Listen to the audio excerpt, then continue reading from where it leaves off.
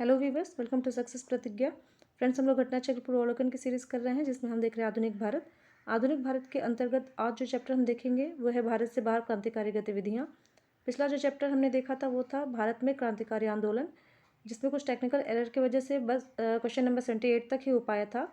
जो बाकी जो क्वेश्चन बच गए थे वो पहले हम इस चैप्टर में कवर करेंगे, फिर आगे बढ़ेंगे।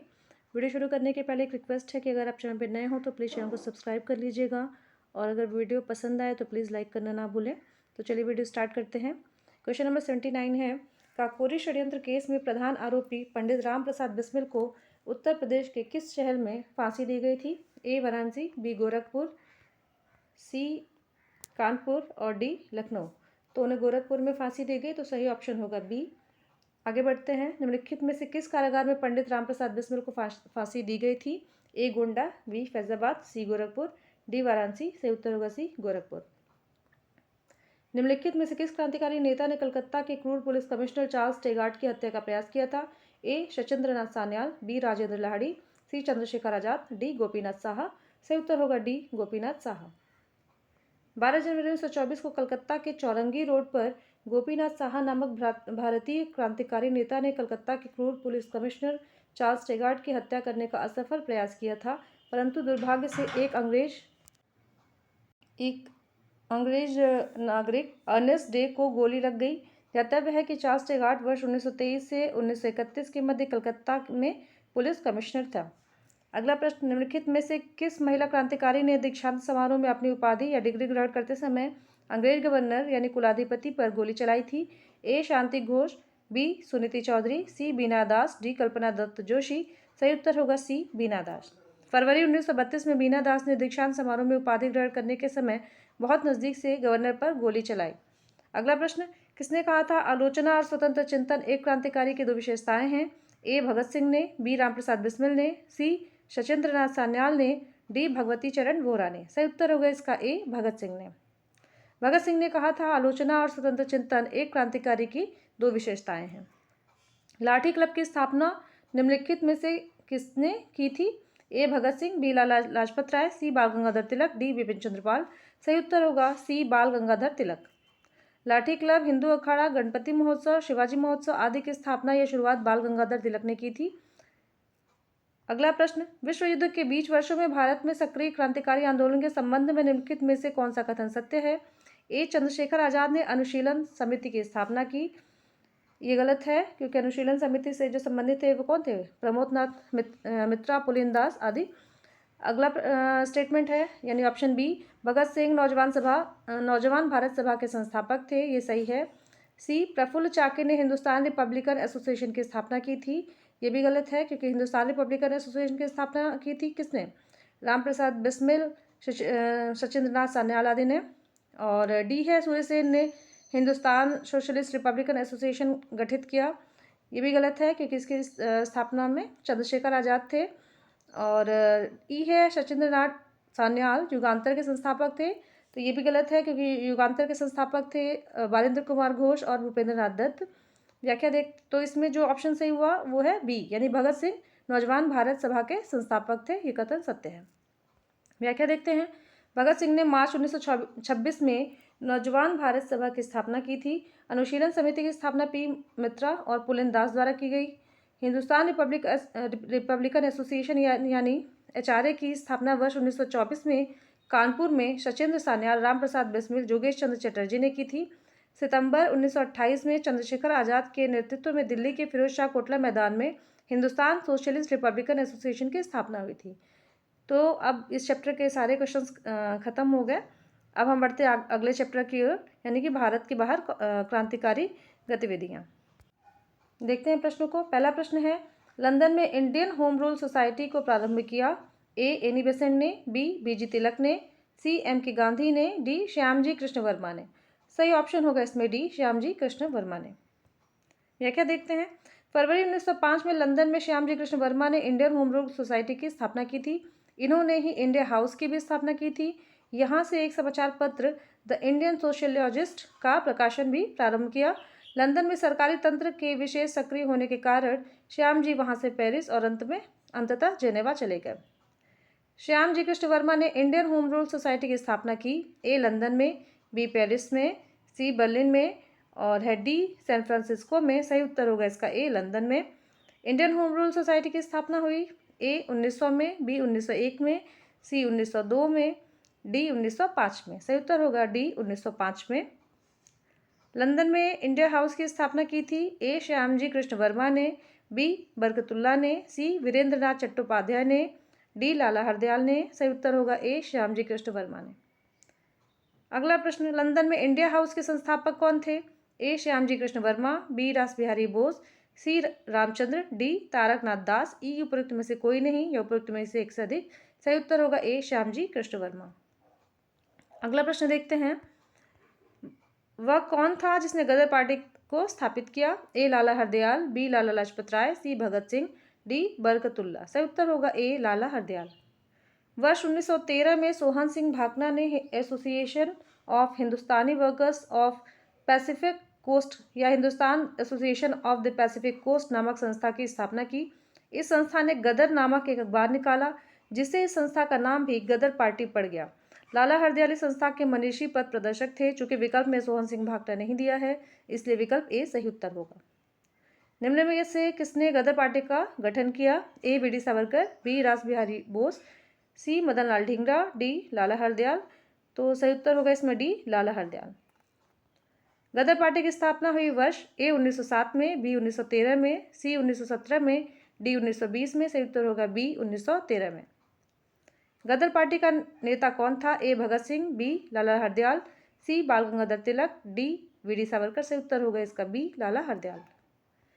10वां प्रश्न, निम्नलिखित में से कौन गदर पार्टी का पहला सभापति है? ए लाला हरदयाल, बी सोहन सिंह भाकना, सी केसर सिंह, डी पंडित काशीराम। सही उत्तर होगा बी सोहन सिंह भाकना। गदर पार्टी पराधीन भारत को अंग्रेजों से स्वतंत्र कराने के उद्देश्य से बना एक संगठन था। इसे अमेरिका और कनाडा के भारतीयों ने वर्ष 1913 में बनाया था। यह पार्टी हिंदुस्तानी गदर नामक पत्र भी निकालती थी, जो उर्दू, गुजराती और पंजाबी में प्रकाशित होता था। गदर पार्टी के संस्थापक अध्यक्ष सरदार सोहन सिंह भाकना थे। गदर आंदोलन की स्थापना की थी ए अजीत सिंह ने, बी लाला हंसराज ने, सी लाला हरदयाल ने, डी सोहन सिंह भाकना। तो सही उत्तर है डी सोहन सिंह भाकना। अगला प्रश्न, गदर पार्टी से निम्नलिखित में कौन संबंधित नहीं थे? ए लाला हरदयाल, बी पंडित रामचंद्र, सी बरकतुल्ला, डी खुदीराम बोस। तो सही उत्तर होगा इसमें डी खुदीराम बोस। ये गदर पार्टी से संबंधित नहीं थे, ये युगांतर से संबंधित थे। व्याख्या देखते हैं, गदर पार्टी की स्थापना 21 अप्रैल 1913 को पराधीन भारत को अंग्रेजों ने स्वतंत्र कराने के उद्देश्य से। व्याख्या फिर से पढ़ते हैं, गदर पार्टी की स्थापना 21 अप्रैल 1913 को पराधीन भारत को अंग्रेजों से स्वतंत्र कराने के उद्देश्य से की गई थी। इसे अमेरिका एवं कनाडा में बसे भारतीयों द्वारा गठित किया गया था। पार्टी का मुख्यालय सैन फ्रांसिस्को अमेरिका में स्थित था। लाला हरदयाल इस संस्था के मनीषी पद प्रदर्शक थे। गदर पार्टी में रामचंद्र, बरकतुल्ला, रास बिहारी बोस, राजा महेंद्र प्रताप, अब्दुल रहमान, मैडम भीखा जी कामा, भाई परमानंद, करतार सिंह सराभा तथा पंडित काशीराम प्रमुख थे। जबकि 30 अप्रैल 1908 को बिहार के मुजफ्फरपुर में खुदीराम बोस और प्रफुल्ल चाकी ने किंग्सफोर्ड पर बम फेंका था, परंतु दुर्भाग्य से राष्ट्रीय आंदोलन से हमदर्दी रखने वाले मिस्टर कैनेडी की पत्नी और पुत्री मारी गई। इस घटना के बाद प्रफुल्ल चाकी ने आत्महत्या कर ली, जबकि खुदीराम बोस को 11 अगस्त 1908 को फांसी दे दी गई। फांसी के समय खुदीराम बोस की आयु 18 वर्ष 8 माह और 8 दिन थी। इस प्रकार स्पष्ट है कि खुदीराम बोस का गदर पार्टी से कोई संबंध नहीं था, अतः विकल्प डी सही उत्तर है। गदर पार्टी की स्थापना हुई थी ए अफगानिस्तान में, बी बर्मा में, सी इंग्लैंड में, डी संयुक्त राज्य अमेरिका में। तो सही उत्तर होगा डी संयुक्त राज्य अमेरिका में। निम्नलिखित में से किस देश में गदर पार्टी की स्थापना हुई थी? A USA, B Germany, C Spain, D France. सही उत्तर होगा इसका ए यूएसए। अगला प्रश्न देखते हैं, गदर क्या था? ए भारतीयों का एक क्रांतिकारी संघ जिसका प्रधान कार्यालय सैन फ्रांसिस्को में था। बी एक राष्ट्रवादी संगठन जो सिंगापुर से संचालित होता था। सी एक उग्रवादी संगठन जिसका प्रधान कार्यालय बर्लिन में था। डी भारत की स्वतंत्रता के लिए एक कम्युनिस्ट आंदोलन जिसका प्रधान कार्यालय ताशकंद में था। सही उत्तर होगा ए भारतीयों का एक क्रांतिकारी संघ जिसका प्रधान कार्यालय सैन फ्रांसिस्को में था। अगला प्रश्न, गदर पार्टी का मुख्यालय था ए सैन फ्रांसिस्को में, बी न्यूयॉर्क में, सी मद्रास में, डी कलकत्ता में। सही उत्तर है ए सैन फ्रांसिस्को में। अगला प्रश्न, प्रथम विश्व युद्ध के दौरान सक्रिय होने वाले गदर क्रांतिकारियों का आधार स्थल था? ए मध्य अमेरिका, बी उत्तरी अमेरिका, सी पश्चिमी अमेरिका, डी दक्षिणी अमेरिका। सही उत्तर होगा सी पश्चिमी अमेरिका। व्याख्या देखते हैं। प्रथम विश्व युद्ध के दौरान सक्रिय होने वाले गदर क्रांतिकारियों का आधार स्थल उत्तरी अमेरिका का मुख्य देश संयुक्त राज्य अमेरिका का सैन फ्रांसिस्को नगर था। सैन फ्रांसिस्को संयुक्त राज्य अमेरिका के पश्चिमी भाग में स्थित है। यदि अमेरिका का अर्थ संयुक्त राज्य अमेरिका से लगाया जाए तो सही उत्तर विकल्प सी होगा, किंतु यदि अमेरिका का अर्थ अमेरिका महाद्वीप से लगाया जाए तो सही उत्तर विकल्प बी होगा। सामान्य तौर पर अमेरिका महाद्वीप को 3 उपभागों उत्तरी अमेरिका, मध्य अमेरिका और दक्षिणी अमेरिका में विभाजित किया जाता है। अगला प्रश्न, गदर क्रांति छिड़ने का सबसे महत्वपूर्ण कारण क्या था? ए लाला हरदयाल की गिरफ्तारी, बी कामागाटा मारू घटना, सी प्रथम महायुद्ध का शुरू होना, डी करतार सिंह सराभा को फांसी। सही उत्तर है इसका सी प्रथम महायुद्ध का शुरू होना। स्वदेशी आंदोलन के निष्क्रिय होने से भारतीय राष्ट्रवाद के प्रहरी भी निष्क्रिय हो गए थे। वर्ष 1914 में अचानक छिड़े प्रथम विश्व युद्ध ने भारतीय राष्ट्रीयता के प्रहरियों को झकझोरा, उन्हें उद्वेलित किया। उस समय यह धारणा प्रचलित थी कि ब्रिटेन पर किसी भी तरह का संकट भारत के हित में है, उनके लिए एक मौका है। इस मौके का कई जगहों पर कई तरह से फायदा उठाया गया। उत्तरी अमेरिका में गदर क्रांतिकारियों और भारत में लोकमान्य तिलक, एनी बेसेंट एवं उनके स्वदेशी संगठनों ने इस मौके का लाभ उठाया। गदर क्रांतिकारियों ने सशस्त्र संघर्ष के माध्यम से अंग्रेजी हुकूमत को उखाड़ फेंकने का प्रयास किया। अगला प्रश्न, निम्नलिखित में वह कौन व्यक्ति था जिसने विदेश में गणतंत्रात्मक सरकार की स्थापना की थी? ए महेंद्र प्रताप, बी सुभाष चंद्र बोस, सी रास बिहारी बोस, डी उपरोक्त में से कोई नहीं। सही उत्तर है ए महेंद्र प्रताप। राजा महेंद्र प्रताप ने अपने सहयोगी बरकतुल्ला के साथ प्रथम महायुद्ध के दौरान वर्ष 1915 में काबुल, अफगानिस्तान में भारत की प्रथम अस्थायी सरकार का गठन किया था। इसमें राजा महेंद्र प्रताप स्वयं राष्ट्रपति तथा बरकतुल्ला प्रधानमंत्री थे। इसे जर्मनी तथा रूस ने मान्यता भी दी थी। प्रथम महायुद्ध के दौरान कहाँ पर भारत की एक अनंतिम सरकार बनी थी जिसके प्रेसिडेंट राजा महेंद्र प्रताप थे? ए अफगानिस्तान में, बी जर्मनी में, सी सिंगापुर में, डी तुर्की में। सही उत्तर है ए अफगानिस्तान में। जर्मनी के समर्थन से काबुल में राजा महेंद्र प्रताप सिंह के नेतृत्व में अंतरिम सरकार का गठन हुआ था। ए गदर आंदोलन के दौरान, बी स्वदेशी आंदोलन के दौरान, सी द्वितीय विश्व युद्ध के दौरान, डी होम रूल आंदोलन के दौरान, ई उपयुक्त में से कोई नहीं या उपयुक्त में से एक से अधिक। सही उत्तर होगा ई उपयुक्त में से कोई नहीं, क्योंकि इसका जो गठन हुआ था वो प्रथम विश्व युद्ध के दौरान हुआ था। अगला प्रश्न, कौन भारतीय क्रांति की मां कहलाती हैं? A Annie Besant, B Sarojini Naidu, C Ramabai, D Bhikaji Rustam Cama. सही उत्तर होगा डी भीकाजी रुस्तम कामा। व्याख्या देखते हैं। भीकाजी रुस्तम कामा क्रांतिकारी राष्ट्रवाद की समर्थक थी। उन्होंने यूरोप एवं अमेरिका से क्रांति का संचालन किया। वर्ष 1907 में इन्होंने स्टुटगार्ट, जर्मनी की अंतर्राष्ट्रीय समाजवादी कांग्रेस में भाग लिया, जहां इन्होंने प्रथम भारतीय झंडे को फहराया। इसी सम्मेलन में उन्होंने अपनी पूरी शक्ति के साथ स्वतंत्रता के लिए संघर्ष करने के संकल्प की घोषणा की। ये 30 वर्षों तक पेरिस में भारत की स्वतंत्रता के लिए काम करती रहीं। वर्ष 1936 में 75 वर्ष की अवस्था में बम्बई लौट कर आईं और उसी वर्ष उनका देहांत हो गया। वह भारतीय क्रांति की मां के रूप में विख्यात हैं। अगला प्रश्न, मैडम भीखाजी कामा से संबंधित निम्नलिखित कथनों पर विचार कीजिए। 1. मैडम कामा ने वर्ष 1907 में पेरिस में आयोजित अंतर्राष्ट्रीय सोशलिस्ट सम्मेलन में राष्ट्रीय ध्वज फहराया। 2. मैडम कामा दादा भाई नौरोजी की निजी सचिव रहीं। 3. मैडम कामा के माता पिता पारसी थे। उपर्युक्त कथनों में से कौन सा या कौन से सही हैं? ए 1, 2 और 3, बी केवल 2 और 3, सी केवल 1 और 2, डी केवल 3। सही उत्तर होगा बी केवल 2 और 3, क्योंकि अंतर्राष्ट्रीय सोशलिस्ट सम्मेलन जो हुआ था वो स्टुटगार्ट जर्मनी में हुआ था, न कि पेरिस में। व्याख्या देखते हैं। मैडम कामा का जन्म 24 सितंबर 1861 को हुआ था। उनके माता पिता पारसी थे। सोराब जी फॉर्मजी पटेल उनके पिता थे। उनका विवाह रुस्तम कियार कामा से हुआ, जो वकील और सामाजिक कार्यकर्ता थे। मैडम कामा ने राष्ट्रीय आंदोलन के महान अग्रणी भारतीय नेता दादा भाई नौरोजी की निजी सचिव के रूप में सेवा की। बाद में वे कुछ देशभक्त विद्यार्थियों एवं यूरोपीय बौद्धिक लोगों के संपर्क में आकर स्वतंत्रता आंदोलन से जुड़ गई। वह भारतीय क्रांति की मां के रूप में विख्यात हैं। 22 अगस्त 1907 को जर्मनी के स्टुटगार्ट में आयोजित अंतर्राष्ट्रीय सोशलिस्ट सम्मेलन में उन्होंने भारतीय स्वाधीनता का झंडा सर्वप्रथम फहराया। यहाँ फहराया गया यह झंडा कलकत्ता झंडे का परिवर्तित रूप था। अतः प्रथम कथन गलत है क्योंकि सोशलिस्ट सम्मेलन जर्मनी में आयोजित हुआ, न कि पेरिस में। शेष दोनों कथन सही हैं।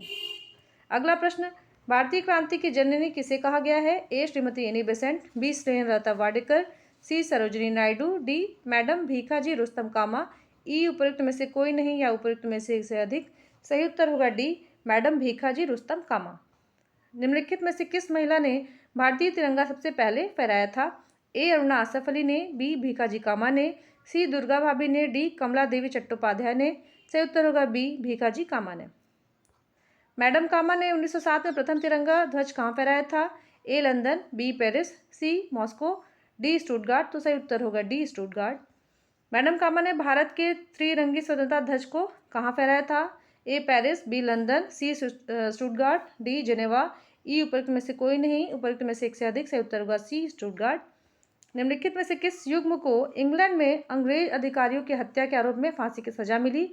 ए राजगुरु एवं सुखदेव, बी खुदीराम बोस तथा सूर्यसेन, सी मदनलाल ढींगरा तथा उधम सिंह, डी करतार सिंह सराभा तथा अशफाकुल्ला खान। सही उत्तर होगा सी मदनलाल ढींगरा तथा उधम सिंह। व्याख्या देखते हैं। इंग्लैंड में अंग्रेज अधिकारियों की हत्या के आरोप में मदनलाल ढींगरा तथा उधम सिंह को फांसी की सजा मिली थी। ध्यातव्य है कि मदनलाल ढींगरा ने 1 जुलाई 1909 को लंदन में भारतीय राष्ट्रीय संघ की बैठक में भारत राज्य सचिव के सलाहकार कर्जन वायली तथा कावा ललकका को गोलियों से भून दिया था। फलतः उन्हें फांसी की सजा दी गई। उधम सिंह ने जलियांवाला बाग में हत्या के अप्रत्यक्ष रूप से जिम्मेदार तत्कालीन पंजाब के गवर्नर माइकल ओ डायर की लंदन में मार्च 1940 में हत्या कर दी थी।